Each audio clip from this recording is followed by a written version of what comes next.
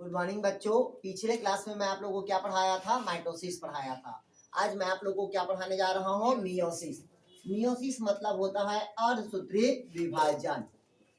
ये देखिएगा, meiosis. Meiosis मतलब क्या होता है? अर्धसूत्री विभाजन। मतलब मियोसिस को जो देने का श्रेय जाता है वो किसको जाता है भाई? आपका फार्मर एंड मूरे को जाता है। किसको जाता है भाई? आपका फार्मर एंड मूरे नामक वैज्ञानिक को जाता है। अगर आपसे पूछेगा अर्धसूत्री विभाजन को किसने दिया था, तो फार्मर और मूरे ने दिया था। क्लियर हुआ? अर्धसूत्री विभाजन हमेशा कौन से सेल पे होता है? आपका जनरेटिव सेल पे होगा। कौन सेल पे होगा? Generative cell. मतलब जनन कोशिकाओं में ही क्या होता है? अर्धसूत्री विभाजन की क्रिया होगी। जनरेटिव सेल मतलब जिसमें क्या होता है? जनन की क्रिया होती है। क्लियर हुआ? कौन सी क्रिया होती है भाई? आपका जनन सेल पे क्या होता है? बाहर। ठीक। कौन सेल पे होता है? आपका जनरेटिव सेल पे। तो सबसे पहले जो अर्धसूत्री विभाजन को जो देखा गया है वो ओनियन के रूट टिप में देखा गया है। अरे पूरे बाहर रख। किस में देखा गया है भाई? आपका ओनियन के रूट टिप में देखा गया है। किसमें देखा गया है? तो ओनियन के रूट टिप में। और मैं आपको बता देता हूँ, ओनियन बहुत काम का चीज है। ठीक, ध्यान से सुनिएगा, ओनियन का क्या क्या काम चीज है। पहले अगर आपसे पूछा अर्धसूत्री विभाजन को किसमें देखा गया है, तो ओनियन के रूट टिप में देखा गया है, पहला कंडीशन। दूसरा कहता है कि ओनियन के जो फ्लावर है, ओनियन का क्या है? जो फ्लावर है, उस फ्लावर पे देखिएगा एंथर होता है, और एंथर के अंदर जो रहता है जिसको कहते हैं पोलन ग्रेन कहते हैं। क्या कहते हैं उसको? Pollen grain. तो इसी के पोलन ग्रेन में सर्वप्रथम स्टेराइल और फर्टाइल को देखा गया। किसके देखा गया है? स्टेराइल और फर्टाइल को। स्टेराइल मतलब होता है जो बंध्याकरण होता है, मतलब जो निषेचन की क्रिया में भाग नहीं ले पाता है उसे हम क्या कहते हैं? स्टेराइल कहेंगे। और जो फर्टिलाइजेशन की क्रिया में भाग लेगा उसे हम क्या कहते हैं? फर्टाइल कहेंगे। क्लियर हुआ तक के? मतलब जो बंध्य कोशिका होगा वो क्या कहलाएगा? आपका स्टेराइल। और जो फर्टिलाइजेशन में भाग लेगा वो क्या कहलाएगा? आपका फर्टाइल होगा। क्लियर हुआ तक के? फिर बताया था आप लोग को, इसी ओनियन में एक रसायन देखा गया, बताया था, एक केमिकल जिसको कहते हैं कोल्चिकम या कोल्चिसिन कहते हैं। क्या कहते हैं उसी को? कोल्चिकम या कोल्चिसिन कहते हैं। देखिए लिखा होगा कोल्चिसिन, ऐसे लिखा होगा या कोल्चिकम लिखा होगा। क्लियर हुआ यार? एक प्रकार के रसायन है ये।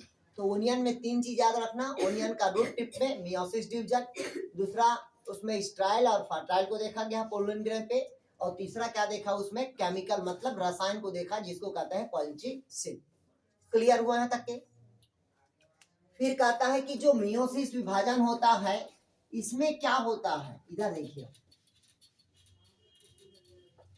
जैसे इधर देखिएगा, ये हमेशा क्या होता है? ये डिप्लॉयड सेल, मतलब ये पेरेंट सेल होगा। कौन सेल होगा भाई? आपका पेरेंट सेल।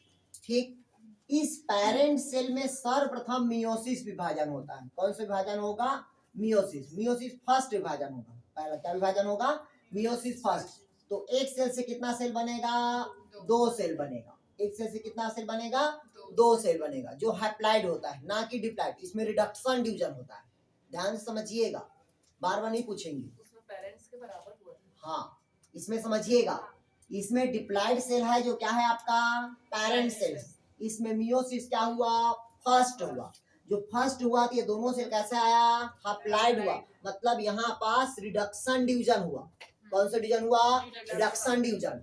अब यहाँ पास तुरंत कौन सा डिवीजन होगा? मियोसिस सेकेंड होगा। कौन सा विभाजन होगा? Meiosis second. और जहां मियोसिस सेकेंड होगा वहां पास कितना सेल बनेगा? आपका हैप्लाइड सेल, मतलब चार सेल का फॉर्मेशन होगा। और चारों सेल क्या होगा? हैप्लाइड। मतलब ये चार क्या हुए? डॉटर सेल हुए।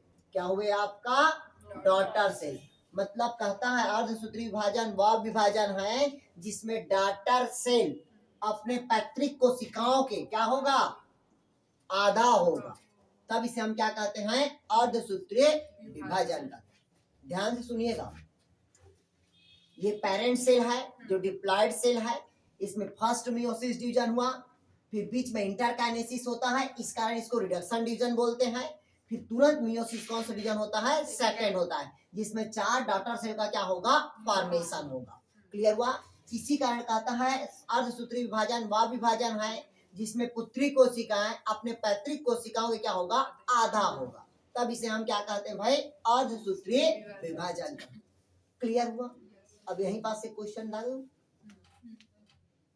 इधर देखेगा, 100 स्पर्मेटोसाइट से कितने स्पर्म का फॉर्मेशन है? 400 बनेंगे। अरे गधो, ये पेरेंट्स हो गया, इसके जो डॉटर बनेगा कितना बनेगा?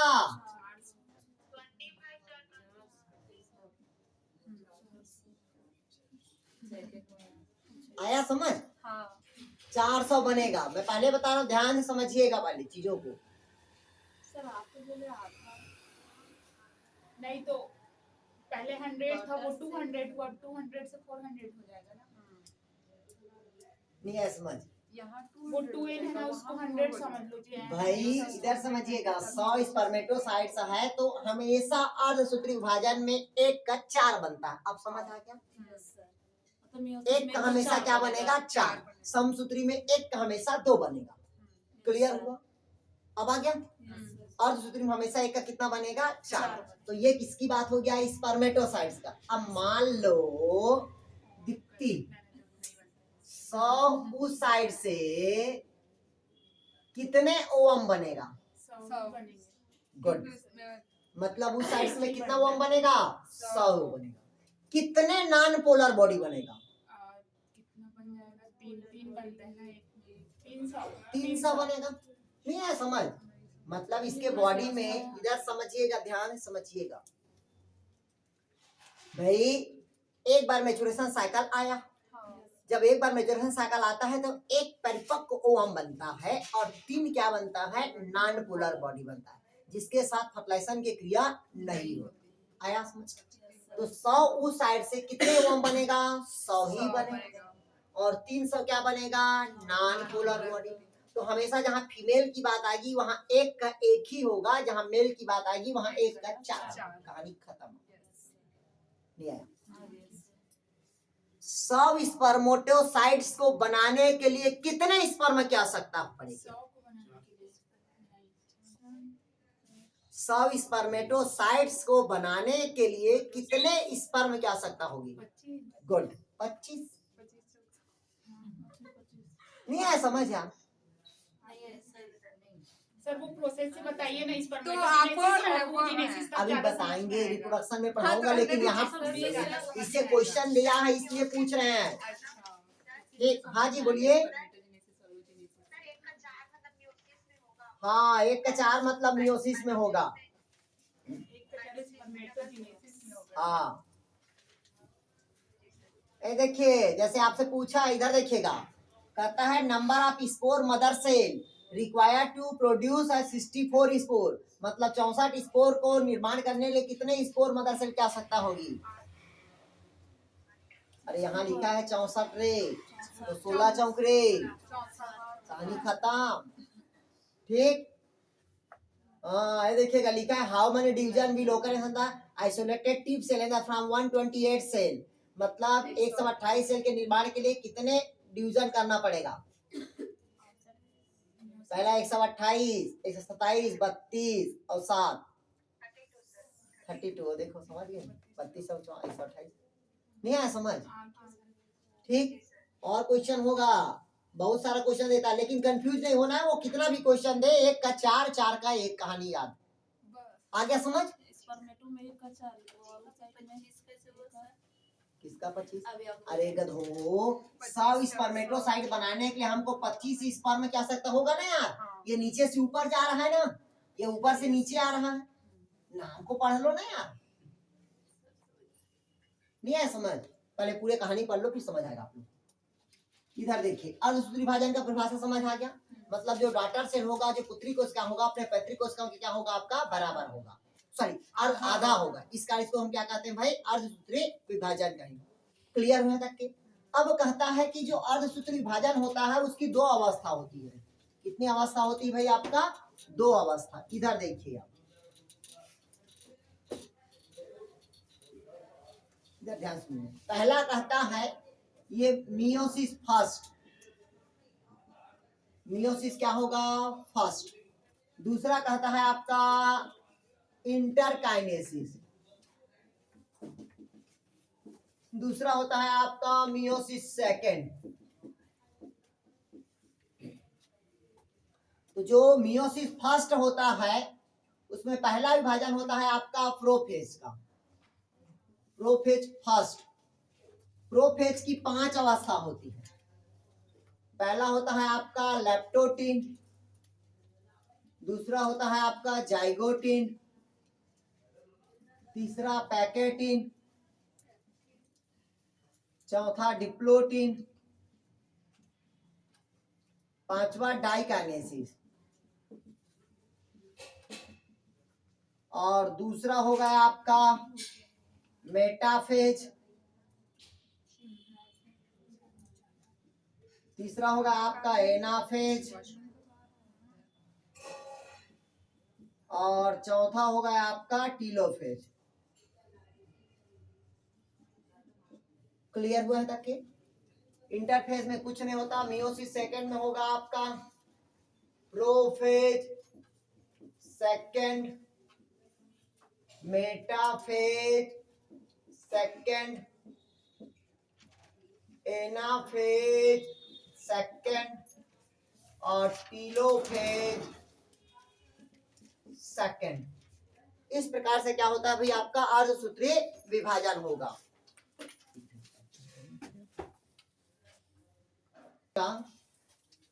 सबसे पहले क्या होता है मियोसिस फर्स्ट। इसमें केंद्रक के विभाजन को अपन क्या कहते हैं बताया था, कैरियोकाइनेसिस। केंद्रक के विभाजन में पहला कौन सा विभाजन होगा, प्रोफेज। अगर पूछा अर्धसूत्री विभाजन की सबसे लंबी अवस्था, तो सबसे लंबी अवस्था कौन होगा, प्रोफेज फर्स्ट। अभी लिखवाऊंगा, पहले समझ लो। पहले सबसे लंबी अवस्था कौन होता है, प्रोफेज फर्स्ट। इसको कितना अवस्था में बांटा है, तो 5 अवस्था में। पहला लेप्टोटीन, दूसरा जाइगोटीन, तीसरा पैकेटीन, चौथा डिप्लोटीन, और पांचवा डाइकाइनेसिस। मतलब इसको कहते हैं लाली जरा पानी दे दो। क्लियर हुआ? मतलब याद करने का क्या है, ये लाली और जरा और पानी दे, और नहीं दे रहा है तो छीन लो, मतलब दो। क्लियर हुआ? लाली जरा पानी दे दो। लाली मतलब लेप्टोटीन, जरा मतलब जाइगोटीन, पैकेटीन मतलब पानी, डिप्लोटीन मतलब दे, नहीं दे रहा है तो दो, मतलब डाइकाइनेसिस। क्लियर हुए तक के? मेटा, फिर उसके बाद प्रोफेज फर्स्ट के बाद कौन होगा आपका, मेटाफेज फर्स्ट, फिर एनाफेज फर्स्ट, और टीलोफेज फर्स्ट। ये चारों कौन किसका हुआ, मियोसिस फर्स्ट। जैसे टीलोफेज फर्स्ट आता है तो ये विश्रामावस्था में आता है। विश्राम मतलब होता है रेस्टिंग पीरियड, जहाँ पर कोई भी क्रिया नहीं होती। ठीक, मतलब बॉडी वहां पर सुस्त अवस्था हो जाता है, प्रसुप्ता अवस्था, जिसको बोलता है डॉर्मेंसी पीरियड। जैसे भाई मम्मी पापा फर्टिलाइजेशन करने के बाद क्या हो जाता है, विश्राम अवस्था में आ जाता है। तो उसी प्रकार से क्या होता है, मियोसिस जो फर्स्ट होता है जैसे अंतिम कंप्लीट होता है तो वो कौन सा अवस्था पाया जाता है, इंटरकाइनेसिस। मतलब यहाँ पर कोई भी मूवमेंट नहीं होता, एक भी मूवमेंट नहीं होगा, वो कहलाता है आपका इंटरकाइनेसिस। क्लियर हुआ? जैसी इंटरकाइनेसिस के कुछ समय पश्चात कौन सा डिवीजन होता है, मियोसिस सेकेंड। ये जो मियोसिस सेकेंड होता है ये समसूत्री विभाजन के बराबर होता है। मतलब जैसा माइटोसिस डिवीजन हुआ रहता है, सेम उसी प्रकार से डिवीजन कौन होता है आपका, मियोसिस सेकेंड। क्लियर हुआ? मतलब इसमें प्रोफेज क्या होगा, second, metaphase second, anaphase second, और टीलोफेज सेकेंड होगा। क्लियर हुआ है तक? अब पहला हेडिंग डालिए आप लोग, प्रोफेज।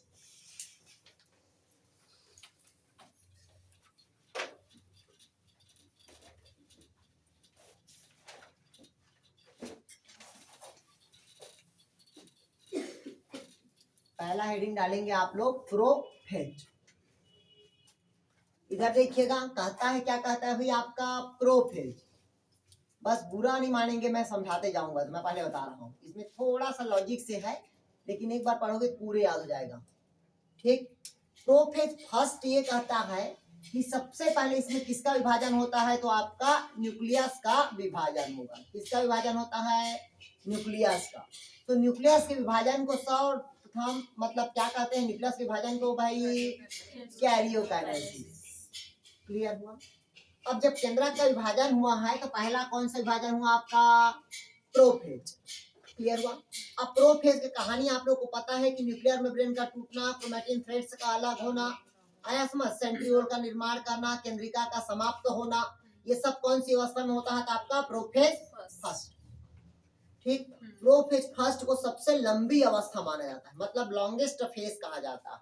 कौन सा फेज कहा जाता है भी आपका, लॉन्गेस्ट फेज कहा जाता है किसको, तो प्रोफेज फर्स्ट को।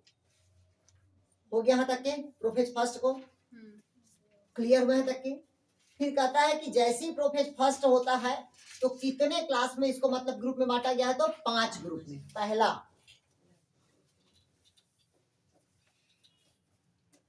पहला होता है आपका लैप्टोटीन। पहला कौन होगा, लैप्टोटीन। इसको समझिएगा लैप्टोटीन क्या है। लैप्टोटीन में इधर देखिएगा, ये प्रोफेज में क्रोमैटिन का थ्रेड ऐसे ऐसे टूटा था कि नहीं टूटा था, ये सेंट्रियोल था। ठीक, अब लैप्टो मतलब प्रोफेज के बाद कौन से अवस्था आ रहा है, लैप्टोटीन।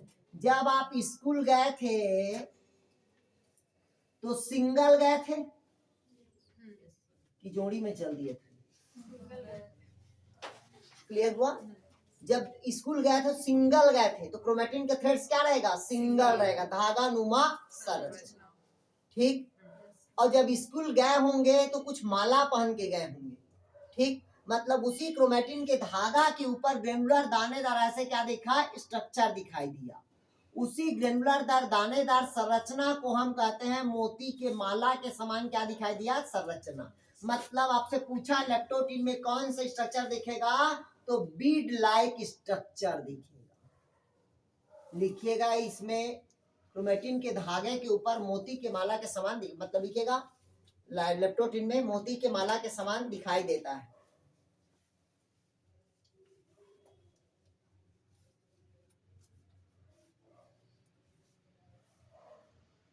हो गया, मतलब किसके समान दिखता है, तो बीड लाइक स्ट्रक्चर दिखता है। क्लियर हुआ है तक के। अब देखिएगा इसमें क्या होता है, पहला तो हो गया बीड लाइक स्ट्रक्चर, दूसरा इसमें होता है बॉन्क्यूट स्टेज बनता है। कौन सा स्टेज बनता है, बॉन्क्यूट। अगर पूछेगा बॉन्क्यूट स्टेज किसमें होता है तो लिखिएगा एनिमल सेल में। लिखिएगा बॉन्क्यूट स्टेज, बॉन्क्यूट अवस्था। मतलब इसमें जो न्यूक्लियस होता है वो अपेरेंस होता है। न्यूक्लियस क्या होता है, अपेरेंस लाइक बॉन्क्यूट स्टेज। मतलब जो क्रोमोसोम होता है वो आपस में कॉन्डाइंस हो जाता है। कॉन्डाइन मतलब कॉइलिंग टाइप का होता है।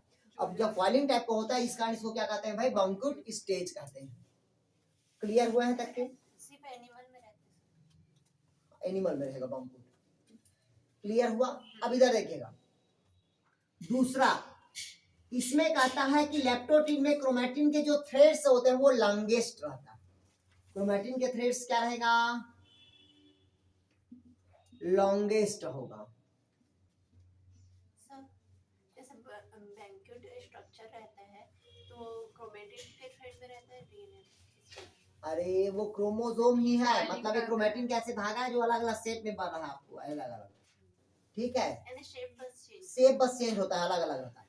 जैसे आपसे पूछा है लैप्टोटीन में कौन सी अवस्था होती है, याद रखना बीड लाइक स्ट्रक्चर। दूसरा बॉन्क्यूट स्टेज कौन सी अवस्था पे पड़ेगा, तो लैप्टोटीन में। पूछा आपको क्रोमैटिन को लॉन्गेस्ट अवस्था कौन से अवस्था में दिखाई देता है, कौन सा अवस्था होगा, लैप्टोटीन। क्लियर हुआ है तक। तीन ही पॉइंट को याद रखना है, बाकी को भूल जाना।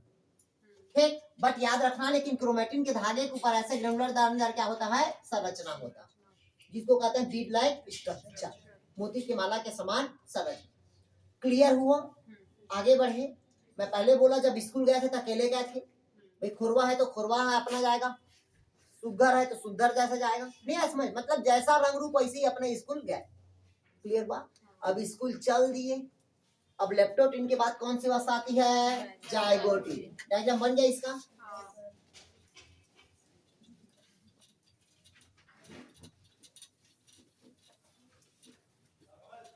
इधर देखिए, अब स्कूल चल दिए तो स्कूल में दूसरा कौन होगा आपका, जाइगोटीन। जाइगोटिन मतलब इधर देखिएगा, इधर समझिएगा। जाइगोटिन में जब एक स्कूल गया तो कुछ दोस्त भी बने होंगे। लड़की है तो लड़की से दोस्ती किया, लड़का है तो लड़का से दोस्ती किया, मतलब अपने ही जाति से दोस्ती किया होगा। नहीं है समझ? मतलब जहां दोस्ती हुआ तो एक ही जाति के बीच में हुआ। इसको कहते हैं होमोलोगस। कहेंगे पूछेगा होमोलोगस का निर्माण कहाँ होता है, तो जाइगोटिन में। क्लियर हुआ? और जब दोस्ती किया होगा तो एक से दो बने होंगे, मतलब बाइवेलेंट का निर्माण कहाँ होगा आपका, जाइगोटिन में। और आपका एक कॉम्प्लेक्स बना होगा जिसको कहते हैं सिनाप्टिकल कॉम्प्लेक्स। अगर पूछा सिनाप्टिकल कॉम्प्लेक्स का निर्माण कहाँ हुआ तो जाइगोटिन में। पूछा आपसे सिनाप्सिस का निर्माण कहाँ होगा तो जाइगोटिन। इन चार अवस्था का निर्माण कहाँ होगा तो आपका जाइगोटिन में। कैसे हुआ देखिए, क्लियर हुआ यार? बड़ा लेगा इसी को पढ़ाया। ठीक, मतलब जाइगोटिन में पहला क्या होगा, होमोलोगस। दूसरा क्या होगा, बाइवेलेंट। तीसरा क्या होगा, सिनाप्टिकल कॉम्प्लेक्स। चौथा क्या होगा, सिनाप्सिस। चारों का मतलब समझिएगा। इधर देखिएगा डायग्राम। सबसे पहले मैं आपको बोला क्रोमेटिन स्कूल के गए तो अकेली गई थी डायरे, और एक से अपनी लड़की है तो लड़की से दोस्ती कर ली, तो इंटेलिजेंट है तो इंटेलिजेंट से जैसे आप ऐसे दिख रहे थे तो ऐसे के साथ ही दोस्ती की। जोड़े आप ऐसे दिख रहे थे तो ऐसे के साथ ही दोस्ती किए। ठीक, माया आप ऐसे दिख रहे हैं तो ऐसे के साथ दोस्ती की। नहीं है समझ? आ दिखती हाइट में ऐसी है तो हाइट के साथ ही दोस्ती की। नहीं है समझ? आ मतलब जो जैसा है वैसी के साथ दोस्ती किया। आया समझ? क्लियर हुआ यहाँ तक के? मतलब जब दोस्ती किया तो एक से कितना बने वो, दो। और लड़की है तो लड़की से दोस्ती क्या कहलाया वो, होमोलोगस। और लड़का है तो लड़का से दोस्ती किया तब भी वो क्या कहलाएगा, होमोलोगस। क्लियर हुआ पहला पॉइंट? दूसरा कहता है बाइवेलेंट। जब अकेले थे तो एक से दुकेले हो गए, तो दुकेले हो गए मतलब क्या हुआ, ये बाइवेलेंट हुआ। क्या होगा वो, बाइवेलेंट। जब दुकेले हो गए, दुकेले से तिकेले, तिकेले से चौकेले, मतलब 3 से 4, 4 से 5 बन रहा है। लेकिन इंटेलिजेंट है तो इंटेलिजेंट से दोस्ती कर रहा है, लड़की है तो लड़की से दोस्ती कर रहा है। आया अपने समाज से या अपने ही गोत्र से या अपने ही जाति से। तो जब एक समान दिखाई दिया तो मकान भी बनता है तो एक कॉम्प्लेक्स में एक जैसा बनता है। जब एक जैसा मतलब मकान बनता है और एक जैसे लड़कियां लड़की दोस्ती की तो उसे हम क्या कहते हैं, कॉम्प्लेक्स। लेकिन जिस जगह पे दीवार चिपकता है, जिस जगह से लड़की अपन अटैच होती है वहां पास क्या बनता है, सिनॉप्सिस बनता है। जिस जगह से चिपकेगा वहां पास क्या निर्माण होगा, सिनॉप्सिस। अगर आपसे पूछा सिनॉप्टिकल कॉम्प्लेक्स का निर्माण कहाँ होगा तो जाइगोटिन पे। पूछा सिनॉप्सिस का निर्माण कहाँ होगा तो जाइगोटिन पे। पूछा होमोलोगस का निर्माण कहाँ होगा तो जाइगोटिन में। बाइवेलेंट का निर्माण कहाँ होगा पूछेगा तो जाइगोटिन। क्लियर हुआ यहाँ तक के? आया कि नहीं आया? ये तो सेंट्रीओल है, आ गया? ध्यान से पढ़िएगा, मैं फिर इसके बाद क्वेश्चन करेंगे हम। क्लियर हुआ? अब स्कूल गए तो लड़की है तो लड़की से दोस्ती कर लिए। कहाँ तक के किए, 10वीं 11वीं तक के। अब पहुंच गए 12वीं में। कहाँ पहुंच गए, 12वीं में। आगे बढ़े अब। जो होमोलोगस है तो क्रोमोसोम अपने समान क्रोमोसोम के साथ जोड़ी बनाएगा। जैसे कि हाइट का 2 रहता है तो 2 जो हाइट के आपस में साथ जुड़ होगा। जाएंगे। से मैं भी बोला ना, सब चीज समान रहेगा तभी दोस्ती होगा, तो वो होमोलोगस होगा। और सर बाइवेलेंट है तो वो तो होमोलोगस तो हो ही गया, तो बाइवेलेंट क्यों कहें? दो मिल गए इसमें बाइवेलेंट, दो मतलब कि दोनों एक जैसे हैं इसलिए। अरे दोनों एक जैसे हैं तो बाइवेलेंट है, नहीं ठीक। सर, दोनों और मिल गए एक से तब दो मिल गया bivalent। तब बाइवेलेंट हुआ। और दोनों सेम है इस कारण उसको होमोलोगस कहते हैं। अभी रुकना भी 11वीं में पहुंचे, 12वीं में पहुंचेगी। क्लियर हुआ? जाइगोटिन हो गया। अब लिखेगा पैकेटिन।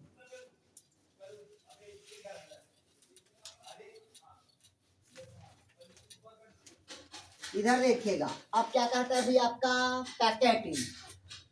मैं पहले बोल दिया था, आप लोग बुरा नहीं मानोगे तो पढ़ाऊंगा ऐसा बोल के, ठीक। अगला क्या कहता है भाई आपका पैकेटिन। तो पैकेटिन में क्या होता है यहाँ पास से कि जो दो होमोलोगस होता है, ठीक है, दो होमोलोगस में क्या होता है, समान होता है। तो यहाँ पास लिखिएगा पहले पैकेटिन में क्रॉसिंग ओवर होगा। क्या होगा भाई? क्रॉसिंग ओवर होगा।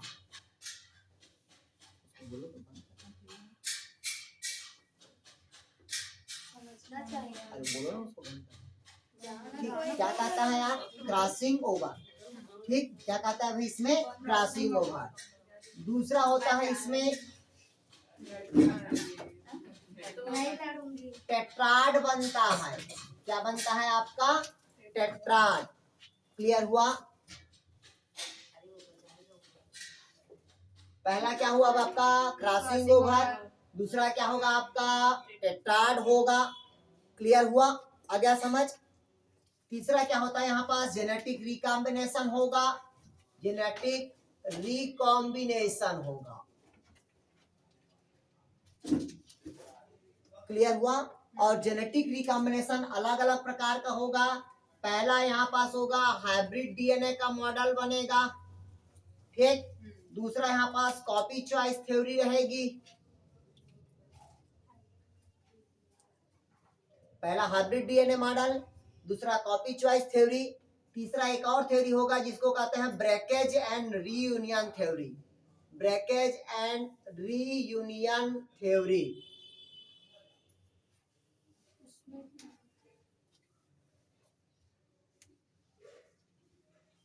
हो गया यहां तक के?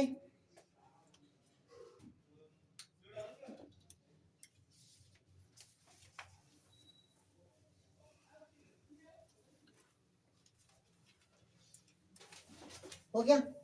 आगे बढ़े, डायग्राम पे समझाए, ध्यान समझिएगा। पहले कहता है क्रॉसिंग ओवर। क्या कहता है भाई? Crossing over. तो क्रॉसिंग ओवर क्यों होता है इधर समझिएगा भाई। ये और ये, मतलब ये capital A, capital A, capital A और कैपिटल ए, ये दोनों क्या है? होमोलोगस है। अरे है कि नहीं है? होमोलोगस है। ये होमोलोगस हुआ। ये स्मॉल ए, स्मॉल ए, स्मॉल ए, स्मॉल, ये भी दो होमोलोगस है। मतलब ये हीरोइन मतलब लड़की, और ये दोनों क्या हुए? लड़के। पहुंच गए कहाँ? 12वीं पे। ठीक, तो ये कहता है कि दो होमोलोगस के नॉन सिस्टर क्रोमैटिड के बीच, मतलब ऊपर का नीचे, नीचे का ऊपर, ये जो दोनों होगा ये नॉन सिस्टर क्रोमैटिड है। क्या है ये? Non sister chromatid. तो इसी नॉन सिस्टर क्रोमैटिड के बीच क्रॉसिंग ओवर होगा। क्लियर हुआ? अगर पूछा क्रॉसिंग ओवर किसके किसके मध्य होता है, ठीक, तो दो होमोलोगस के नॉन सिस्टर क्रोमैटिड के मध्य क्या होता है? क्रॉसिंग ओवर होता है। आ गया समझ? मैं पहले बोला भाई स्वाभाविक है, अपोजिट लिंग की तरफ क्या होगा? अट्रैक्शन होगा। और जो भी अट्रैक्शन होता है वो 11वीं के बाद होता है, 11वीं 12वीं में ही होता है। 9वीं 10वीं तक की कुछ नहीं जानते। क्लियर हुआ है तक के? मतलब कहता है कि दो होमोलोगस के नॉन सिस्टर क्रोमैटिड के बीच क्या होगा? Crossing over. तो ये समझ आया क्रॉसिंग ओवर। आ गया समझ यहां तक के? क्लियर हुआ? अब क्रॉसिंग ओवर कैसे हुआ इधर देखिए। अब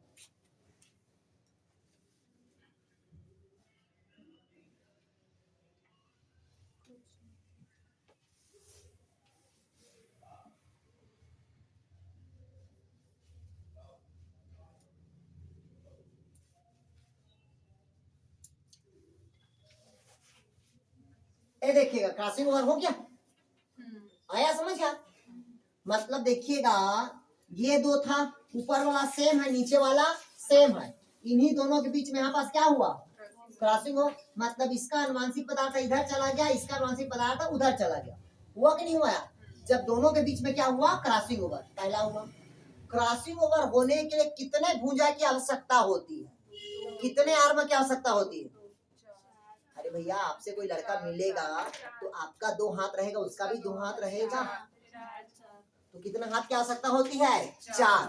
मतलब वहां पास कितने भुजा की आवश्यकता होती है? तो 4। इस कारण इसको क्या कहते हैं? टेट्राड। अगर पूछा टेट्राड का निर्माण कौन से अवस्था पे होता है, तो आपका पैकेटिन अवस्था में। क्लियर हुआ है तक के? नेक्स्ट देखिएगा भाई, लड़ाई हो गई, 2 हाथ उसका 2 हाथ आपका रहेगा ना। क्लियर हुआ? अब कहता है अब दोनों के बीच में दोस्ती अच्छा गहरी हो गया, ठीक, तो दोनों के बीच में क्या होगा, जेनेटिक री का बोलते हैं ना, शादी के बाद मोटा गया, ठीक, मतलब आनुवंशिक पदार्थ क्या होने लगा, एक्सचेंज होने लगा, मतलब जेनेटिक रिकॉम्बिनेशन होगा, दोनों के बीच में क्या होगा, आनुवंशिक आदान और प्रदान होगा, मतलब वहां पास क्या होगा, जेनेटिक रिकॉम्बिनेशन होगा। क्लियर हुआ है तक के? जब रिकॉम्बिनेशन होगा तो अलग अलग प्रकार का रिकॉम्बिनेशन होगा, अलग अलग प्रकार का क्या होगा, रिकॉम्बिनेशन। पहला, ये और ये जब दोनों आपस में मिल गए और दोनों अलग अलग घर से आए हैं, इस कारण वहां पास क्या बनेगा, हाइब्रिड डीएनए। जैसे हम क्या प्राप्त हुए, हाइब्रिड प्राप्त हुए, हमारी माता रानी अलग घर से, पिता राजा अलग घर से, दोनों बीच में क्रॉस हुआ तो हमको प्रोडक्ट बन के निकाले, तो हमको जब प्रोडक्ट निकाले तो हम क्या निकले, हाइब्रिड निकले। तो पहला कौन होगा, हाइब्रिड डीएनए मॉडल। इसको लिखिएगा हॉलिडे, लिखिएगा इसको, हॉलिडे और व्हाइट हाउस ने दिया था, थोड़ा सा ही कि और लिखाएंगे, बस कुछ नहीं लिखाएंगे, लिखिएगा हाइब्रिड डीएनए मॉडल को हॉलिडे और व्हाइट हाउस नामक वैज्ञानिक ने दिया था।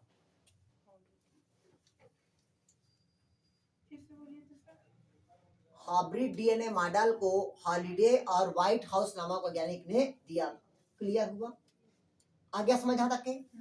दूसरा देखिएगा, अब भाई 12वीं में गए तो आपके पास रहता है ना, अरे यार उसको पसंद कर लूं कि उसको पसंद कर लूं कि उसको पसंद कर लूं, रहता है कि नहीं? तो वहां पास एक आपके पास ऑप्शनल होता है, ऑप्शनल को कहते हैं कॉपी चॉइस थ्योरी।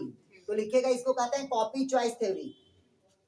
क्या कहते हैं भाई इसको, कॉपी चॉइस थ्योरी। लिख लिए, क्या कहते हैं भाई इसको, कॉपी चॉइस थ्योरी। क्लियर हुआ है तक की? तीसरा लिखिएगा, तीसरा को कहते हैं ब्रेकेज एंड यूनियन थ्योरी। ये देखिएगा, जैसे 12वीं में रहते बोलते हैं मेरा दिल तोड़ दिया, और दिल तोड़ दिया तो आप किसी दूसरे के साथ दोस्ती कर लिए, वो किसी और दूसरे के साथ दोस्ती कर लिया, मतलब आपका इन दोनों का बढ़ रहा है तो ये आके क्या कर दिया, आपके बीच में ब्रेक कर दिया और अपना खुद जोड़ गया। नहीं आया समझ? तो वहीं पास होता है ब्रेकेज एंड यूनियन थ्योरी, मतलब डीएनए के टुकड़े को क्या कर दिया, ब्रेक कर दिया और आके अपना खुद वहां पास आके जुड़ गया। तो इसको कहते हैं ब्रेकेज एंड यूनियन थ्योरी। इसको देने कसरे जाता है स्टर्न एंड होता को, लिखेगा इसी को, ब्रेकेज एंड यूनियन थ्योरी को दिया था स्टर्न एंड होता। अगर पूछा ब्रेकेज एंड यूनियन थ्योरी को किसने दिया था, तो स्टर्न एंड होता ने दिया था। क्लियर हुआ यहाँ तक की? कोई डाउट कहीं पास?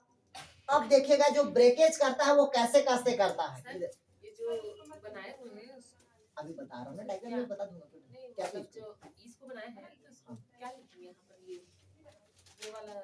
अरे भाई इसी को तो बताते जा रहा हूँ। यहाँ पर देखिएगा, पहले ये होमोलोगस था, ये भी होमोलोगस है, तो दो होमोलोगस के क्या लिखा है, नॉन सिस्टर क्रोमैटिड के बीच पहला क्या होगा बताया, क्रॉसिंग ओवर बताया, वहां पास से नहीं है समझा। दूसरा बताया दोनों का भूंजा हुआ तो क्या बनेगा बताया था, टेट्राड, और दोनों के बीच में अनुवांशिक पदार्थ क्या होने लगा, रिकॉम्बिनेशन। तो रिकॉम्बिनेशन हुआ यहाँ पास से, तो यहाँ पास क्या बनेगा, हाइब्रिड डीएनए मॉडल, और इसके पास ऑप्शनल था मतलब कॉपी चॉइस थ्योरी, और वहां पास तोड़ने के लिए क्या होगा, ब्रेकेज एंड यूनियन। अब इसी को पढ़ा रहा हूँ, ब्रेकेज एंड यूनियन थ्योरी को यार, ठीक, उसको एक बार अच्छे से बताएंगे ना, इसको यार कुछ नहीं सब कॉम्बिनेशन। हाँ वो पढ़ाएंगे ना अलग है वो यार, तो वो अलग है भाई, जेनेटिक रिकॉम्बिनेशन वही तो पढ़ाऊंगा बोल रही हूँ भाई। सर। कुछ नहीं, अरे आपका डीएनए और आपके हस्बैंड का डीएनए, दोनों का डीएनए आया और दोनों आने के बीच में क्या हुआ, जुड़ गया, जोड़ने वाला लाइगेज एंजाइम हो गया, और लाइगेज बन गया तो क्या बन गया, हाइब्रिड। उसी को बोलते हैं आरडीटी, रिकॉम्बिनेंट डीएनए टेक्नोलॉजी। और उसी जीन को कहाँ डाल दो, बैक्टीरिया पे डाल दो तो कॉपी पेस्ट करते जाएगा और अंत में इंसुलिन का फॉर्मेशन कर देगा, कहानी खत्म। यही कहलाता है आरडीटी।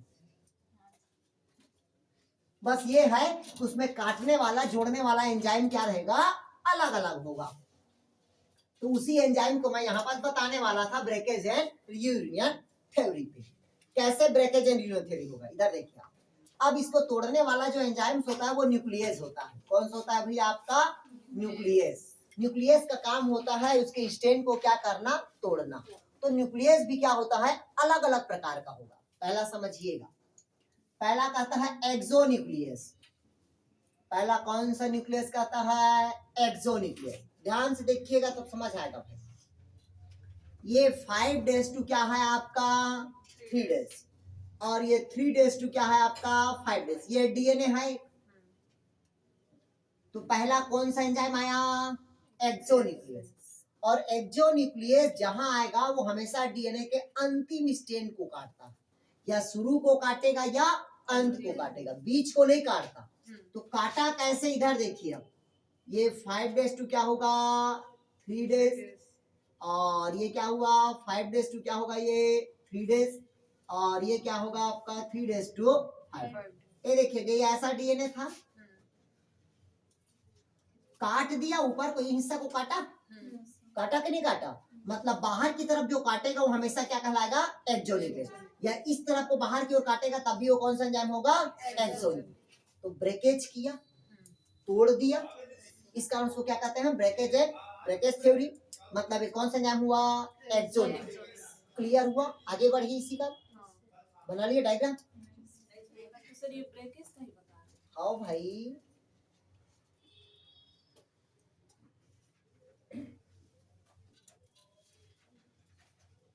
हो गया, बन गया। नहीं सर,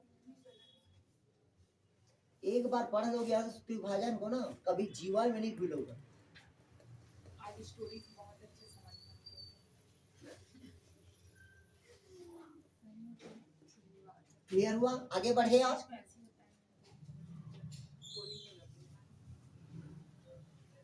हो गया, बढ़े आगे यार, आपको आ रहा है समझ गया। हो गया, दूसरा लिखिएगा एंडोन्यूक्लियस। पहला हो गया आपका एक्सोन्यूक्लियस, दूसरा देखिएगा एंडोन्यूक्लियस। अभी डायग्राम नहीं बनाया हूं, इसका नाम है। अब दूसरा क्या कहता है आपका एंडोन्यूक्लियस। एंडोन्यूक्लियस क्या कहता है कि डीएनए के मध्य भाग को ब्रेकेज करता है, डीएनए के मध्य भाग को। इधर देखिएगा ये 5 days टू क्या है आपका 3 days, और 3 days टू क्या है आपका 5 days। ये देखिएगा ये डीएनए का स्ट्रैंड है, अब इसको ब्रेकेज करेगा तो हमेशा 5 days टू क्या होगा आपका 3 days, और 3 days टू क्या होगा आपका 5 days। मतलब यहाँ पास को ब्रेक कर दिया, देखिएगा आया कुछ समझ, आया कुछ समझ यार। मतलब डीएनए के ऊपर वाले स्ट्रैंड को अगर खंडित करता है तब उसे हम क्या कहते हैं भाई एंडोन्यूक्लियस एंजाइम कहेंगे। ऊपर में ऐसे काटा है और इसमें ऐसे काटा। अरे गधो, उधर बाहर की तरफ काटा था, ये ऐसे कट गया था, ऐसे कट गया था, नहीं है समझ, या इसी को ऐसे काट दो तो वो बाहरी कटा, इसमें मध्य भाग कट रहा है, ये दोनों आके जुड़ता है यहाँ पास, ठीक है। तो मध्य भाग कट रहा है डीएनए का, जब मध्य भाग कट रहा है तब उसे हम क्या कहते हैं एंडोन्यूक्लियस एंजाइम कहेंगे। क्लियर हुआ है तक के, कोई डाउट कहीं पास यार, आ गया समझ, आगे बढ़िए। तीसरा लिखिएगा,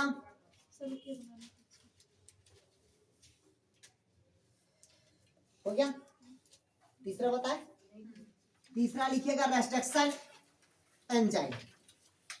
तीसरा लिखिएगा रेस्ट्रिक्शन एंजाइम।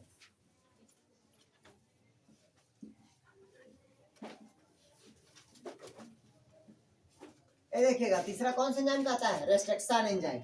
मतलब ये 5 days टू क्या है 3 days, और 3 days टू क्या है 5 days। ये डीएनए का ऐसा स्ट्रैंड है, ठीक।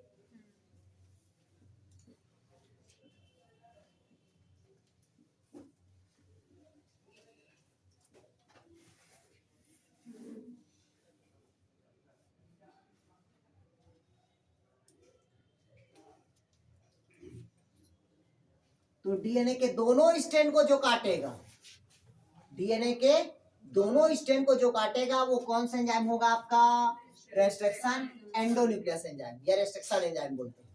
क्लियर हुआ, नहीं आया समझ।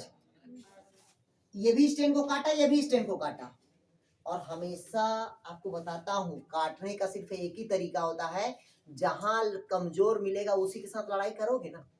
तो हमेशा जीवन का सार है, कमजोर हमेशा थायमिन होता। कौन कमजोर होता है थायमिन, क्योंकि आपको पता है प्यूरिन और पिरामिडिन में एडिनिन, थायमिन, ग्वानिन और साइटोसिन। हमेशा एडिनिन किसके साथ दोस्ती होता है थायमिन के साथ, और ग्वानिन साइटोसिन। ये डीएनए के साथ कहानी है, लेकिन आरएनए में हमेशा एडिनिन किसके साथ दोस्ती करता है यूरेसिल के साथ, और ग्वानिन और साइटोसिन के साथ। मतलब कभी भी एडिनिन किसके साथ दोस्ती करेगा थायमिन के साथ, और ग्वानिन साइटोसिन। तो ये परमानेंट बॉन्ड नहीं है। अगर आपके अभी बीएफ होगा तो एडिनिन थायमिन के साथ है, अभी जुड़े हो और शादी के बाद वो टूट जाएगा, मतलब वो किसके साथ हो जाएगा, एडिनिन यूरेसिल के साथ, वो परमानेंट बॉन्ड नहीं है। लेकिन ग्वानिन और साइटोसिन हाई कोर्ट में शादी कर लो तो ये परमानेंट बॉन्ड है। क्लियर हुआ? नहीं आया समझ? मतलब ये टूट जाएगा और ये नहीं टूटेगा। आया समझ? ये आता समझ? क्लियर हुआ? आगे समझ? चलिए नेक्स्ट, अब इसका डायग्राम बनाइएगा किसका, पैकेटिन अवस्था का। कैसे क्रॉस होता है उसको देखिएगा पैकेटिन में। इसका डायग्राम बना लीजिएगा पैकेटिन अवस्था का। उससे इधर देखिए डायग्राम को, ये पैकेटिन अवस्था का डायग्राम, ये कहलाता है सेंट्रियोल। ये क्या कहलाएगा, सेंट्रियोल। ये कहलाता है एस्टर रे, और ये क्या कहलाता है आपका, स्पाइंडल फाइबर। क्या कहलाएगा, ये स्पाइंडल फाइबर। ये कहलाता है क्रोमोसोम के सेंट्रोमियर। क्या कहलाएगा, सेंट्रोमियर। तो ये काला है, ये गुणसूत्र क्या है, काला है कि नहीं है, काला यहाँ। और ये गुणसूत्र क्या है, गोरा है। ये देखिएगा, क्लियर हुआ? तो काला गोरा की तरफ और गोरा काला की तरफ, मतलब अपोजिट लिंक की तरफ क्या हुआ, अट्रैक्शन हुआ। तभी तो क्रॉसिंग ओवर होगा, तभी तो जेनेटिक मटेरियल एक्सचेंज होगा। नहीं आया समझ? तभी तो हाइब्रिड डीएनए का निर्माण होगा। नहीं आया समझ? क्लियर हुआ? तो यहाँ पास क्रॉसिंग ओवर हुआ। अब जो क्रॉसिंग ओवर होगा वो भी अलग अलग प्रकार का होगा। इधर समझ लीजिएगा। अब ये इससे बहुत सारा क्वेश्चन पूछता है, इसलिए मैं इसको थोड़ा सा डीप पढ़ाते जा रहे हैं। आया समझ यहाँ तक के? हो गया? अब देखिएगा इसी का फिर क्रॉसिंग ओवर कैसे हुआ। ये सब पैकेटिन अवस्था का ही है। पैकेटिन का न्यूक्लियस अवस्था। अरे केवल पैकेटिन अवस्था है ये। कौन सा अवस्था पढ़ रहे हैं अपन, पैकेटिन। तो देखिएगा काला गोरा, गोरा काला की तरफ गया, तो जो क्रॉसिंग ओवर होगा वो अलग अलग प्रकार। और क्रॉसिंग ओवर क्यों होता है, सुन लीजिएगा। जब जीन पास पास होता है तो लिंकेज को प्रदर्शित करता है। जैसे आपका जीएफ अगर बिलासपुर पे है और आप भी अगर बिलासपुर पे हो, तो दोनों की बंधता क्या रहेगी, ज्यादा रहेगी। मतलब वो किसको रिप्रेजेंट कर रहा है, वो लिंकेज को रिप्रेजेंट कर रहा है, लेकिन बंधता ज्यादा है। लेकिन एक का मतलब बीएफ कहाँ है, बिलासपुर पे, और वो उसका हीरोइन कहाँ है, तो रायपुर पे है। लेकिन जब भी मिलेगा तो दोनों के बीच में क्या होगा, क्रॉसिंग ओवर होगा। मतलब जीन पास पास है तो लिंकेज को रिप्रेजेंट करता है, अगर जीन दूर दूर है तो क्रॉसिंग ओवर को प्रदर्शित करता है। क्लियर हुआ? अभी देखे ना कोरोना काल में सबका जीएफ टूट गया था, 2 से गैप हुआ था। तो क्लियर हुआ यार? आ गया समझ यहाँ तक के? मतलब जीन पास पास है तो किसको रिप्रेजेंट करेगा, वो लिंकेज को। अगर जीन दूर दूर है किसको रिप्रेजेंट करेगा, वो क्रॉसिंग ओवर को। क्लियर हुआ?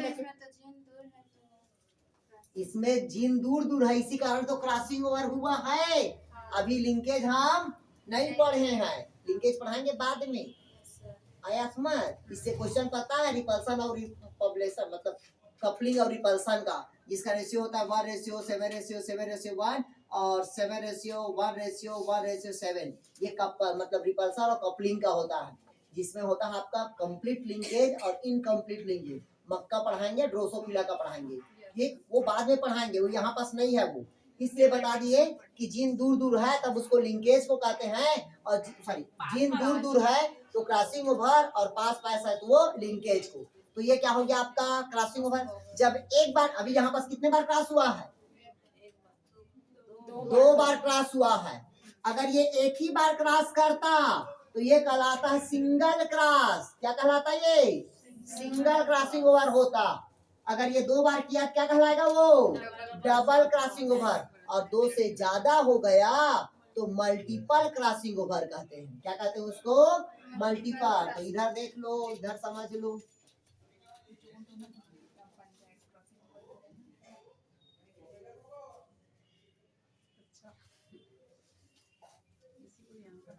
ये देखिएगा, ये 2 बार क्रॉस हुआ तो कौन सा होगा आपका, डबल क्रॉसिंग ओवर। और 2 से ज्यादा हो गया क्या कहलाएगा, वो मल्टीपल क्रॉसिंग ओवर। कंफ्यूज नहीं होना। और क्रॉसिंग ओवर किसके किसके बीच होता है पता होना चाहिए आपको। मतलब दो होमोलोगस के नॉन सिस्टर क्रोमेटिड के बीच क्या होता है, क्रॉसिंग ओवर। और क्रॉसिंग ओवर होने के लिए कितना भुजा की आवश्यकता होती है, तो 4। कहाँ होता है, तो पैकेट इन अवस्था पे। क्लियर हुआ, नहीं आया समझ? पक्का पक्का, आगे बढ़िए।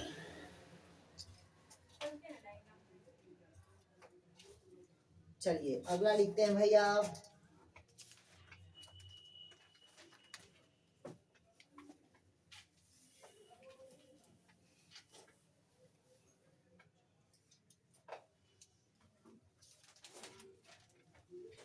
हो गया, आगे बढ़िए।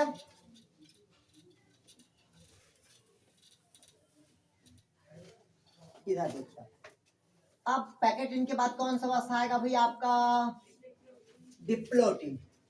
हमेशा डिप्लोटिन में क्या होता है, कास्मेटा का फॉर्मेशन होगा।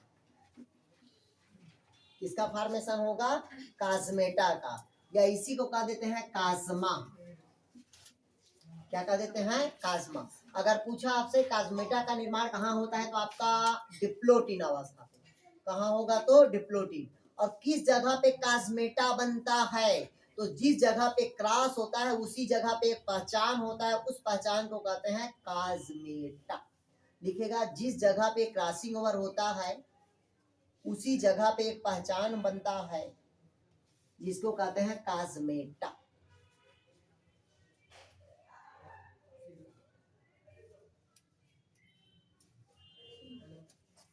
हो गया,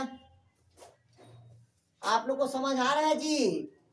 इधर अमिता कुजूर, भावना, दीपिका, ज्योति, माधुरी, रजनी, रेखा, संगीता, संगीता, विद्या, विजय, विनोद, आ रहे ना समझ? हाँ इधर देखिए, तो पूछा कास्मेटा का निर्माण कहाँ होगा, तो डिप्लोटिन में। लिखिएगा एक्स, किस शब्द में कहता है, एक्स शब्द। अगर पूछा एक्स शब्द किस अवस्था पे दिखाई देता है, तो कौन सा अवस्था होगा आपका, डिप्लोटिन। लिखिएगा, डिप्लोटिन में एक्स शब्द दिखाई देता है, क्रोमोसोम। कैसा दिखाई देगा, तो एक्स शब्द में दिखाई देगा। क्लियर हुआ? और लिखिएगा इसमें डी सिनॉप्सिस बनता है। डी सिनॉप्सिस मतलब समझते हो, जो सिनाप्टिकल कॉम्प्लेक्स से बना है, इधर समझ लीजिएगा। लिखिएगा, सिनाप्टिकल कॉम्प्लेक्स डी सिनॉप्सिस बनता है।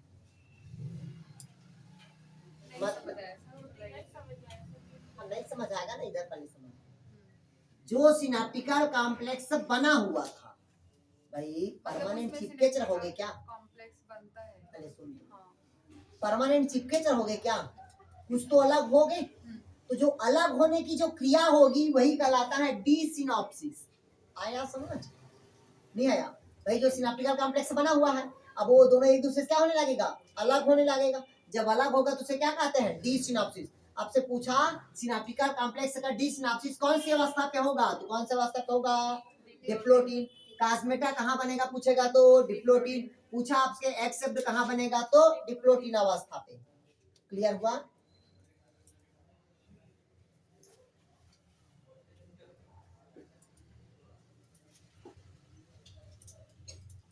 सर जो सिनॉप्टिकल कॉम्प्लेक्स है, तो वो सेम क्रोमोसोम के बीच में होगा, जैसे कि हम लोग 23 जोड़ी को बांट देते हैं ना, 22 जोड़ी एक साथ और एक 23वां कलर, तो 22 जोड़ी आपस में जो मिलते हैं उसको बोलेंगे, या फिर सिर्फ जो दो हाइट वाले? अरे यार समझ लो भाई, ये क्रोमोसोम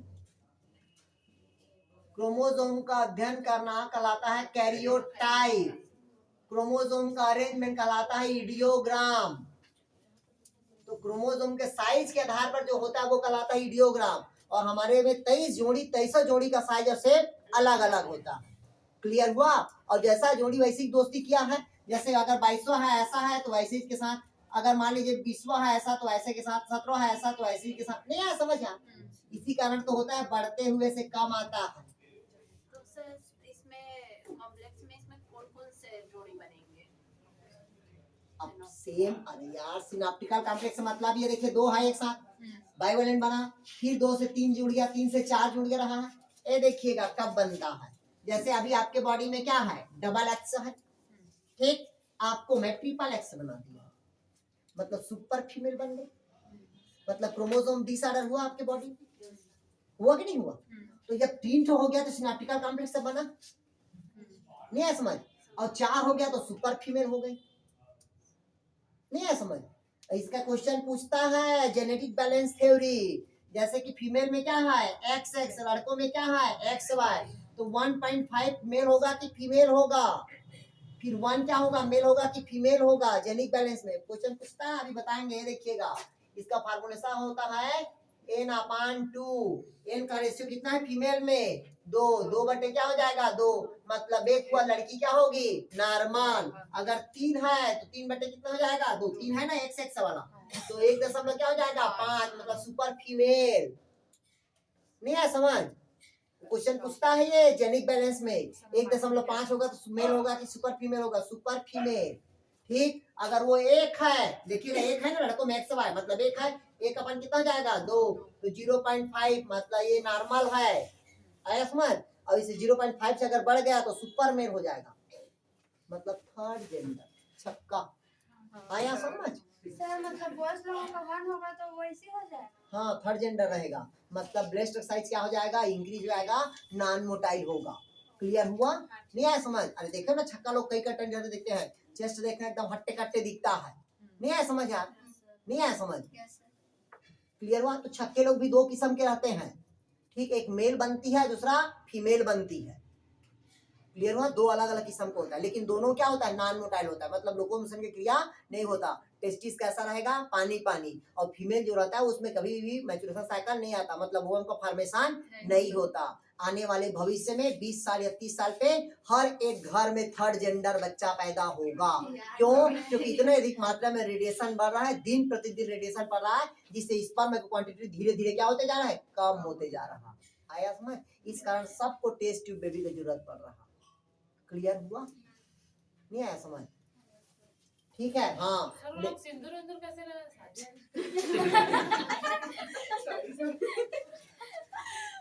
शादी तो वो लोग भी शादी करते हैं लेकिन बच्चा पैदा नहीं होता, तो सर उन लोग से कौन शादी करेगा? वो लोग होमोसेक्सुअल होते हैं, अपने समाज में ठीक, होमोसेक्सुअल बोलते हैं ना, लेस्बियन और क्या बोलते हैं वो, क्या बोलते हैं उसको, लेस्बियन और गे, ठीक। तो अगर ये 2 अगर फीमेल एक साथ है, 2 फीमेल एक साथ है तो उसको हम लेस्बियन नहीं बोल सकते, क्योंकि दोनों एक ही लिंग को धारण किया है तो उसको हम लेस्बियन बोल सकते हैं। अगर 2 लड़का एक समान है, अगर एक साथ जा रहे हैं तो देखो वो गे जा रहे हैं बोलेंगे ना तो हमको फर्क नहीं पड़ेगा, क्यों? क्योंकि हम दोनों एक ही लिंग को धारण किया, हमको वो गे बोल सकता है, और 2 लड़की अगर सेम है तो उसको होमो से मतलब क्या बोल सकते हैं लेस्बियन बोल सकते हैं, उससे कोई फर्क नहीं पड़ता, आया समझ है? क्योंकि दोनों एक ही लिंग को धारण किए हैं, नहीं है समझ? इसीलिए तो पिक्चर में बोल देते हैं गे लेस्बियन, नहीं है समझ? इससे फर्क नहीं पड़ता क्योंकि लिंग दोनों एक ही धारण किए हुए, क्लियर हुआ यार? हाँ अब वो शादी वाला कहानी तो बाद में बता देंगे, ठीक, जब सुपर मेल बताएंगे, बस याद रखना है। मैं वही सोचती सर सिंदूर लगाए इससे कौन सा अरे वो लोग सब कुछ भी पहनते थे नहीं जानते हो। फैशन आज के पेपर में देखे हो, आज के पेपर पढ़ना, ठीक, बोलिए आज का पेपर पढ़ना, अभी बात निकला है तो, ठीक, क्लियर हुआ? इधर देखिए ये आ गया, कौन सा वास्ता हुआ आपका डिप्लोटिड, क्लियर हुआ? अब अगला लिखिएगा डाइकाइनेसिस, अगला लिखिएगा डाइकाइनेसिस,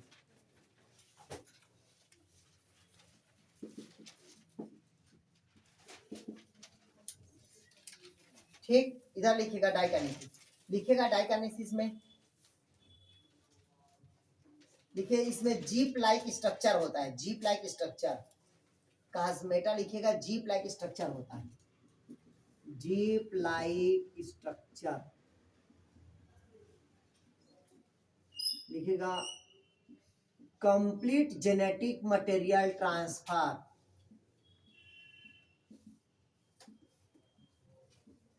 कंप्लीट जेनेटिक मटेरियल क्या हो जाता है ट्रांसफर हो जाता है, लिख लीजिए यहां तक के, लिखिएगा इसमें,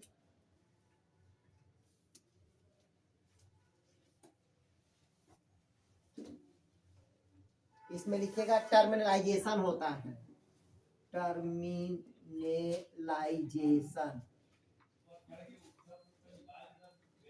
टर्मिनलाइजेशन मतलब क्या होता है, जेनेटिक मटेरियल पूर्ण रूप से कंप्लीट हो गया और अपने अपने ध्रुवों की ओर क्या हो गया, वो खींच गया। लिखिएगा इसमें कंप्लीट जेनेटिक मटेरियल होगा, ठीक। टर्मिनलाइजेशन मतलब आनुवंशिक पदार्थ मतलब गुणसूत्र अपने अपने ध्रुवों की ओर खींच जाता है। और यही प्रोफेज की अंतिम अवस्था है। लिखिएगा प्रोफेज की क्या होता है, अंतिम अवस्था, फाइनल स्टेज होता है।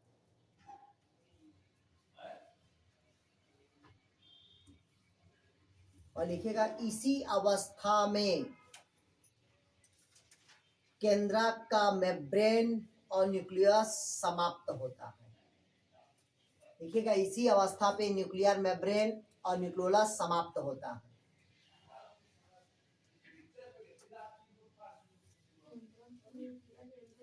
न्यूक्लियर मेम्ब्रेन और केंद्रिका समाप्त होता है। अगर पूछा आपसे कि प्रोफेज की कौन सा अवस्था में न्यूक्लियर मेम्ब्रेन पूर्ण रूप से समाप्त हो जाता है, तो कौन सा होगा आपका, डाइकेनेसिस पे।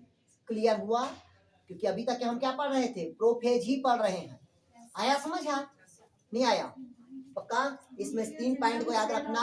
न्यूक्लियर मेम्ब्रेन का पूर्ण रूप से समाप्त हो जाना, क्लियर हुआ? केंद्रिका का पूर्ण रूप से समाप्त हो जाना, ठीक है। ये पूरी अवस्था कहाँ होता है, तो डाइकेनेसिस पे होता है। आया समझ? पांचों अवस्था आप लोग को, पहला लेप्टोटीन, दूसरा जाइगोटीन, तीसरा पैकेटीन, चौथा डिप्लोटीन, पांचवा डाइकेनेसिस।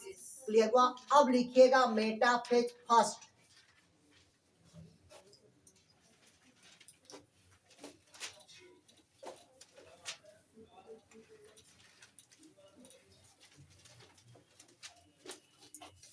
इधर देखिएगा, प्रोफेज में ऐसा था, इधर देखिए प्रोफेज, पूरे प्रोफेज की संरचना ऐसा, इधर समझ लीजिएगा।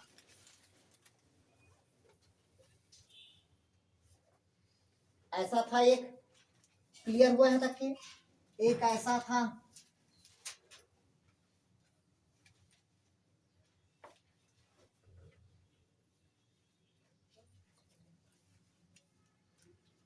ये देखिएगा इसी प्रकार से है। ये कौन सा अवस्था हुआ, प्रोफेज।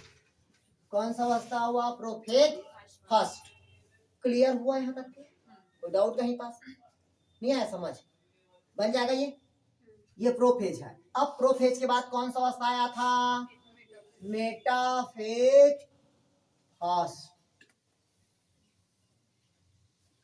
ये स्पाइंडल फाइबर, ये कौन सा फाइबर कहता है, स्पाइंडल फाइबर। ये कौन सा होगा आपका, सेंट्रीओल। ये क्या होगा, सेंट्रीओल।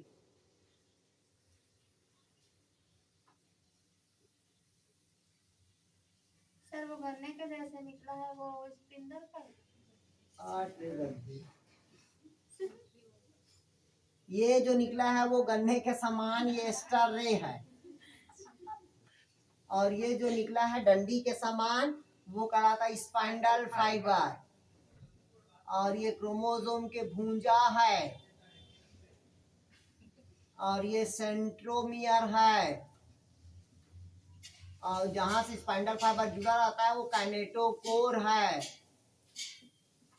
और ये सेंट्रीओल है। क्लियर हुआ? आया कुछ समझ कि नहीं आया?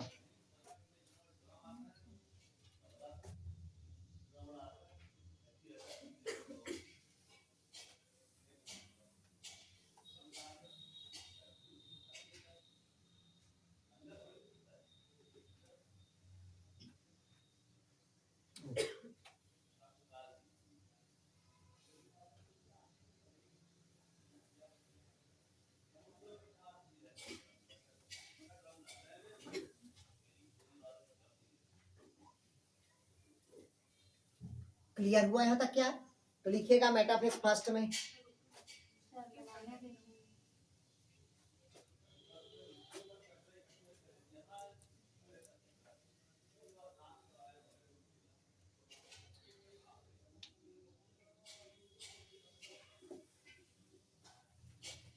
सर इसमें का एक तो भरा है, इसमें का एक तो भरा है, एक तो खाली था। चेंज हो गया ना, आनुवंशिक पदार्थ नहीं हुआ अभी। बोले ना पैकेटिंग में हो गया। आगे बढ़े यार।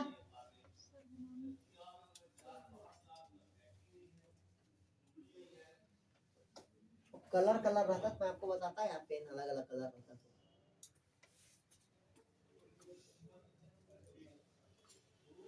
हो गया, चलिए आगे बढ़े। अब इसका लिखवाऊं, चलिए लिखिएगा इसको, मेटाफेज में लिखिएगा, लिखिएगा बाइवेलेंट अरेंज इन इक्वेटर, मतलब लिखिएगा इसमें गुणसूत्र मध्य भाग में दिखाई देता है जो बाइवेलेंट होता है।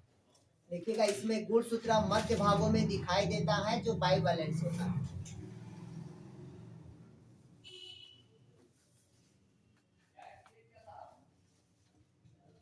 लिखिएगा इसमें माइक्रोट्यूब्यूल्स अपोजिट पुल की तरफ होता है। लिखिएगा इसमें माइक्रोट्यूब्यूल्स अपोजिट पुल की तरफ होता है।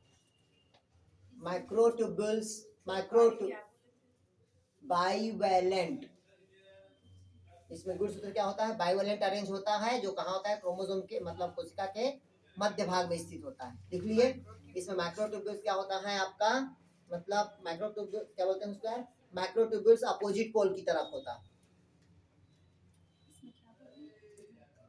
देखिएगा अपोजिट साइड मतलब अपोजिट ध्रुव की तरफ। सर ये माइक्रोट्यूब्यूल कहाँ से यही होता है माइक्रोट्यूब, लिखा है the microtubules from the opposite pole of the spindle attach, मतलब माइक्रोट्यूब्यूल्स के साथ स्पाइंडल फाइबर क्या होता है, अटैच होता है। लिखिएगा, लिखिएगा माइक्रोट्यूब्यूल्स स्पाइंडल फाइबर के साथ अटैच होता है।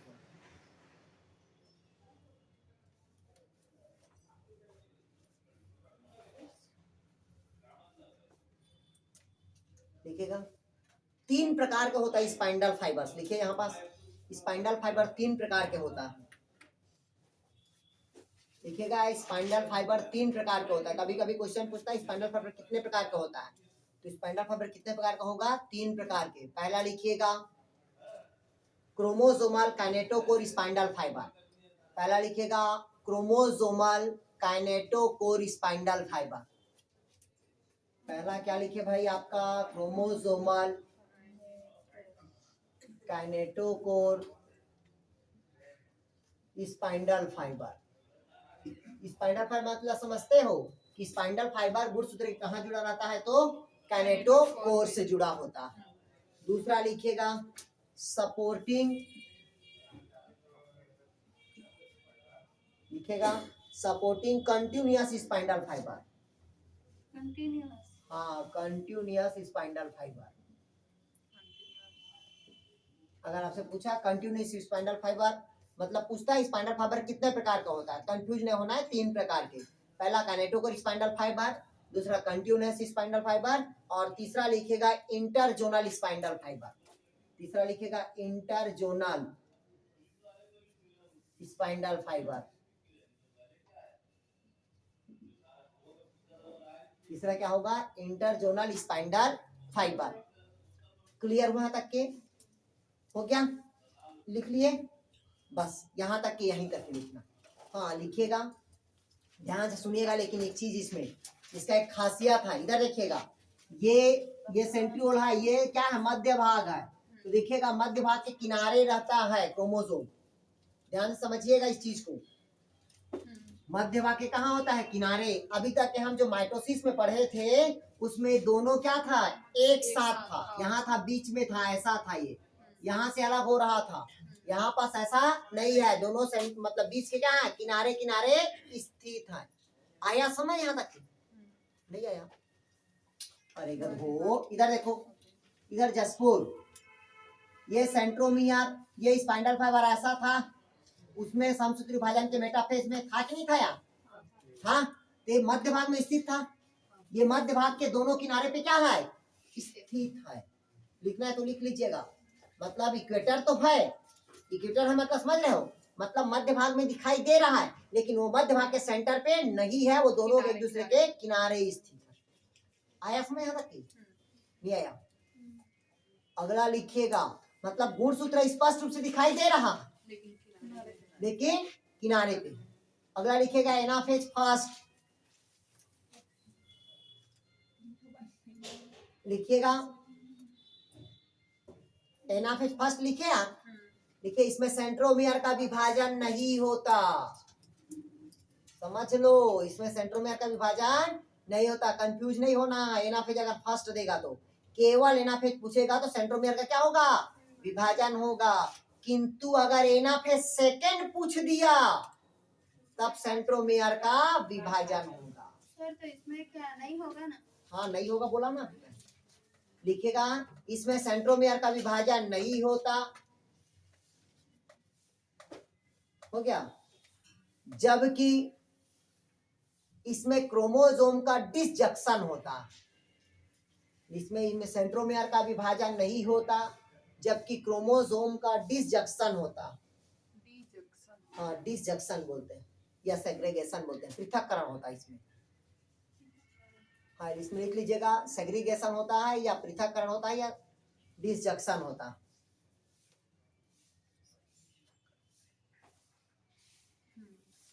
इसी पास क्रोमोसोम का रिडक्शन होता, इसी जगह पे गुणसूत्र का रिडक्शन होता, अपचयन होता।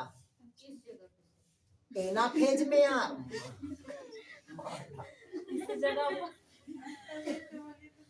लिखेगा इसी जगह पे गुणसूत्र का रिडक्शन होता। नहीं तो मेरे को लगा मैं जो लिखवा रही हूँ वहाँ बस बोले। ठीक हो गया। क्या लिखे यार, एनाफेज फर्स्ट लिख लिए। मतलब इसमें याद रखना सेंट्रोमियर का विभाजन नहीं होता, इसमें क्या होता है आपका डिसजंक्शन होगा या सेग्रीगेशन होगा, और यहीं पास क्या होता है रिडक्शन होता है क्रोमोसोम का। क्लियर हुआ यहाँ तक के? ठीक है। अगला लिखेगा टीलोफेज फर्स्ट। अच्छा डायग्राम बता दूं क्या इसका? हाँ इसका डायग्राम देखिए आप। मैं पहले बता रहा हूँ यहाँ से 2 क्वेश्चन आता ही है, इसलिए अच्छे से पढ़ लो इसको, इसीलिए थोड़ा सा टाइम देके पढ़ा रहे हैं इसे, मतलब यहाँ से छूटना नहीं चाहिए क्वेश्चन। ठीक, इधर देखिएगा आप, ये सेंट्रियोल क्लियर हुआ। ये देखिएगा, एक लंबा, 2 लंबा, एक छोटा, एक छोटा, एक बौना, 2 बौना, 3 बौना, ठीक, और ये 4 बौना, एक बौना, 2 बौना, 3 बौना, 4 बौना, एक छोटा, 2 छोटा, तीसरा बड़ा, चौथा बड़ा। आया कुछ समझ? मतलब इसमें समान है क्या? अरे हाँ डिसजंक्शन हो रहा है ना, एक दूसरे का एक्सचेंज हो जा रहा है।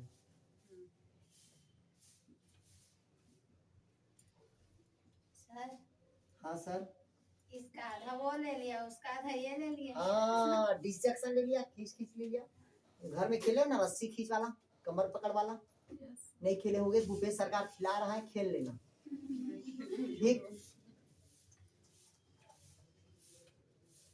दीप्ति तो जीती जाएगी, दीप्ति, सबा और अनुप्रिया टेनिस वाली और क्या बोलते हैं वो जसपुर, क्या नाम लिखते हो यार? विनीता मिंज, विनीता मिंज ना। हाँ देखिए,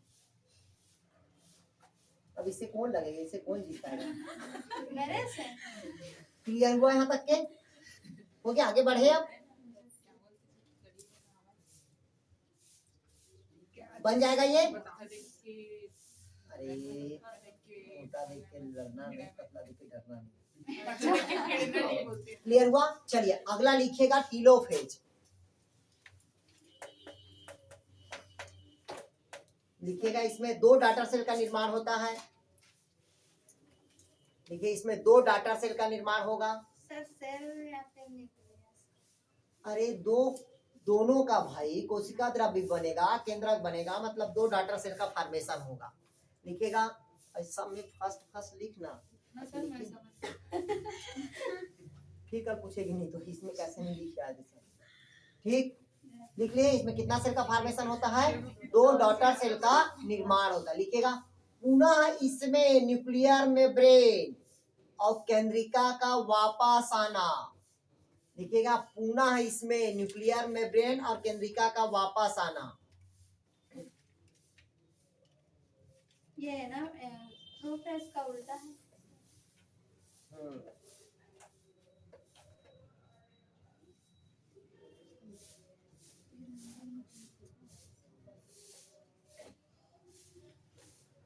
हो गया? लिख लिए। मतलब कितना डाटर सेल का निर्माण होता है? 2 डाटर सेल का। ये देखिए 2 डाटर सेल कैसा निर्माण हुआ। अब यहाँ से ऐसे खांच बनना स्टार्ट हुआ, बना कि नहीं बना ऐसा खांच? और आगे चल के ये कितना बना दिया? मतलब दो दो सेल हो गए। अलग अलग आया समझ? हाँ। कितना सेल बन गया आपका भाई? 2 डॉटर सेल का निर्माण कर दिया। अब तुरंत लिखेगा साइटोकाइनेसिस फर्स्ट।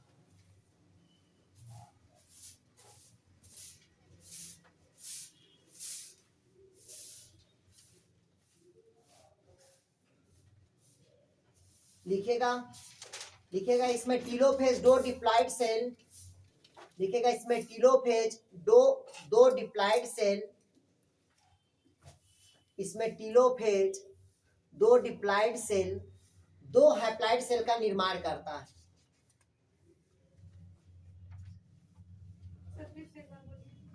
इसमें लिखेगा 2 डिप्लॉइड सेल 2 हैप्लॉइड सेल का निर्माण करता है। सर वो तीन तीन स्टो कैसे हैं सर? तीन ठो कैसे? ऊपर का अरे यार, क्लियर हुआ? आ गया समझ? यहाँ तक के कितना डॉटर सेल का निर्माण हुआ भाई आपका?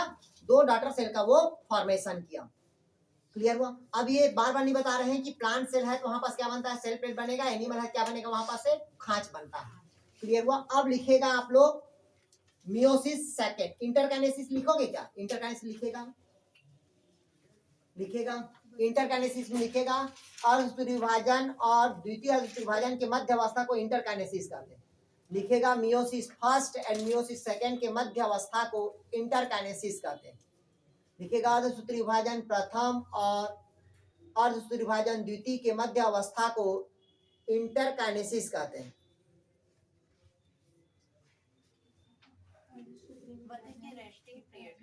गुड। यहाँ पास कोई भी क्रिया नहीं होगा। अगर पूछा डीएनए का रेप्लिकेशन होगा तो नहीं होगा। दोनों कौन सा अवस्था में आ जाता है? तो रेस्टिंग पीरियड में। लिख लीजिएगा यहाँ रेस्टिंग पीरियड कहा जाता है इसको, विश्रामावस्था कहते हैं इसको। हो गया? लिख लिया? ये कौन सा अवस्था है? ये इंटरकाइनेसिस। लिखना वहां इंटरकाइनेसिस। क्लियर हुआ? कौन सा अवस्था होगा भाई? ये इंटरकाइनेसिस। तो इसी को मतलब ये विश्रामावस्था है तो इसको G0 आप इस तरह से बताए थे सर। अरे अभी डिवीजन हो ही नहीं है तो डिवीजन का G0 कहाँ से आएगा? पूरा कंप्लीट होगा तब तो G0 में पहुंचोगी। अभी तो आधा अधूरा है, बीच में लटका है अभी। क्लियर हुआ? तक है? क्लियर हुआ? अगला बढ़िए। अब लिखेगा मियोसिस सेकेंड। देखिए अब यहीं से स्टार्ट हो जाएगा क्योंकि इसमें यहाँ पास टीलोफेज में कितना बना? ये देखिए, अब कंफ्यूज नहीं होना है। पाटले सर तो बोले थे कि जैसे टीलोफेज होता है तो वो टीलोफेज की पहली अवस्था क्या होता है? Diploid cell. और यही डिप्लॉइड सेल क्या बताया है पाटले सर? हैप्लॉइड हो जाता है। कंफ्यूज नहीं होना। ये क्या होगा? आया समझ? नहीं लगता समझ? हैप्लॉइड हो गया। अब कहानी हैप्लॉइड का चलेगा, फिर आगे बढ़ेगा तो वो फिर हैप्लॉइड बनेगा। ठीक है? आगे समझ? अब लिखेगा मियोसिस सेकेंड।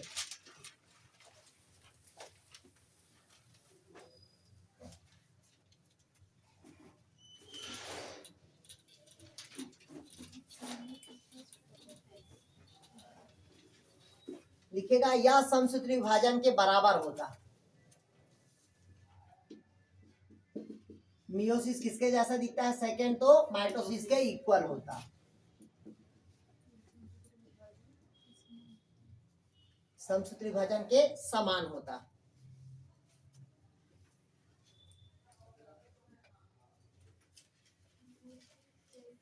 अब वही होगा। समझ गए मतलब क्या होगा? न्यूक्लियर मेम्ब्रेन का क्या होना? समाप्त होना।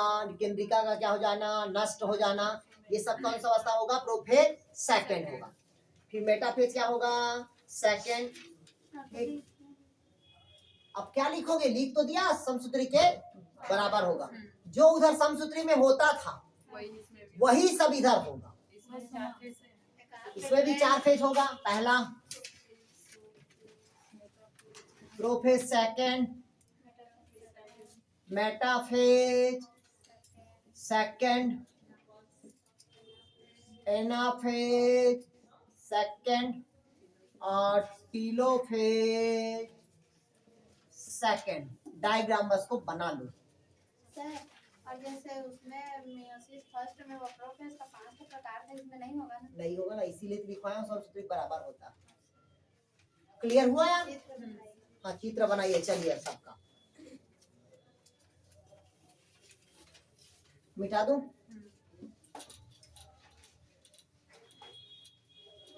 अब इससे मैं क्वेश्चन पूछूंगा तो बन जाएगा, मेरे को ऐसा लगता है। आप लोग पूछिए ना। ठीक, पहले डायग्राम बना लेते हैं।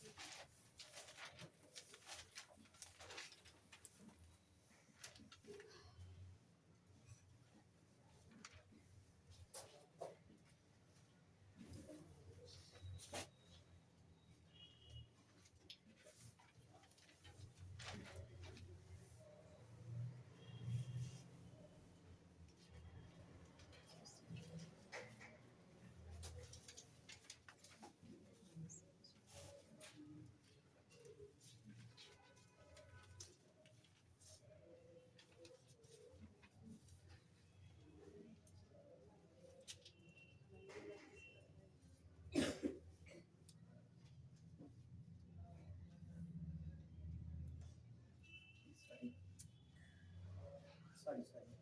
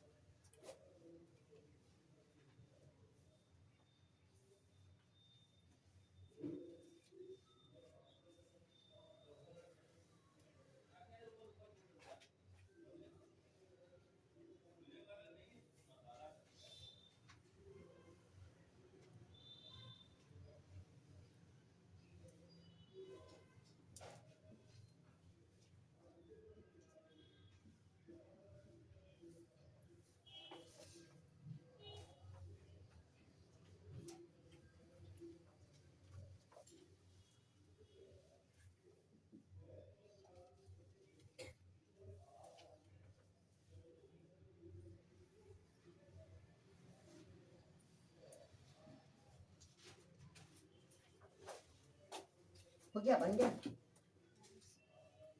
करना रहता तो अच्छा बनता है यार। क्या अंतर है? किसमें किसमें क्या अंतर है? सेकंड और थर्ड इसमें ऊपर वाले में सर, इसमें दूसरा तीसरा ऊपर का इसमें इसमें सेम लगा। अरे ये खाड़ी नहीं दिख रहा, ये सोया हुआ नहीं दिख रहा। तुम लोग भी ना